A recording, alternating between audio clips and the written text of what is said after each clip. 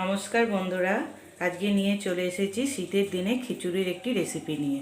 চলুন রেসিপিটা শুরু করা যাক। খিচুড়ি করার জন্য এখানে আমি চালটা ধুয়ে বসিয়ে দিয়েছি, আর অন্যদিকে কড়াইয়ে তেল দিয়ে তেলটা গরম হয়ে গেছে। এবার আমি আগে থেকে ধুয়ে রাখা মুগ মসুর ডালটা দিয়ে ভেজে নেব।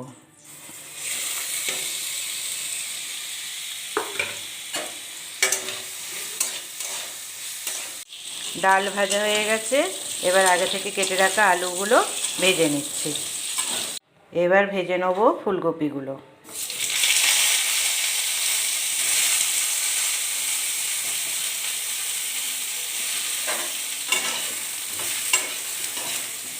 ফুলকপি ভাজা হয়ে গেছে, এবার দিয়ে দেবো ছোটো ছোটো করে কেটে রাখা বিম কড়াই আর গাজরগুলো দিয়ে ভেজে নেব।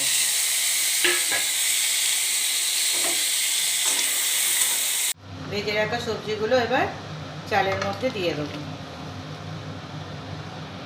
খিচুড়ির জন্য একটা মশলা তৈরি করে নেব।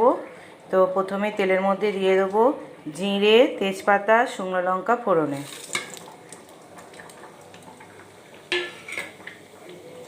দিয়ে ফোড়নটা একটু ভেজে নেব।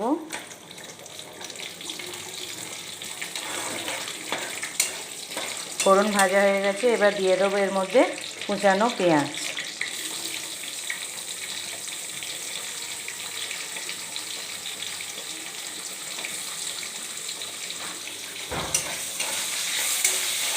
পেঁয়াজ ভাজা হয়ে গেছে, এবার মধ্যে দেবো আদা রসুন বাটা।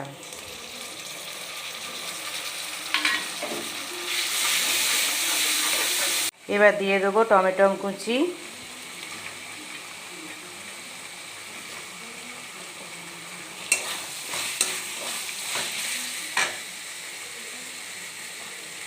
দু চামচ লবণ, যাতে টমেটোগুলো তাড়াতাড়ি গলে যায়।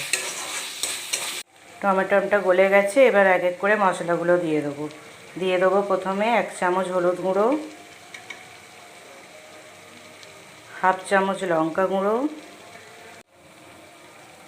1 চামচ ধনে গুঁড়ো, 1 চামচ জিরে গুঁড়ো। এবার দিয়ে দেবো 1 চামচ কাশ্মীরি লঙ্কার গুঁড়ো আর ছোটো চামচের 1 চামচ গরম মশলার গুঁড়ো। এবার আমি ভালো করে মশলাটা কষিয়ে নেব। মশলা কষানো হয়ে গেছে, এবার আগে থেকে কেটে রাখা কুচানো ধনেপাতা আর বাঁধাকপিটা আমি এই মশলার মধ্যে দিয়ে দেবো। দিয়ে ভালো করে কষিয়ে নেব আবার।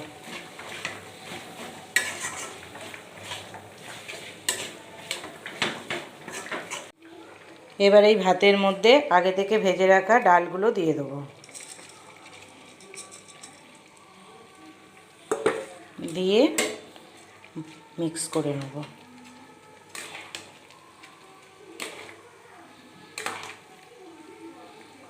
চাল ডাল সেদ্ধ হয়ে গেছে, এবার আগে থেকে কষিয়ে রাখা মশলাটা মিক্স করে নেব।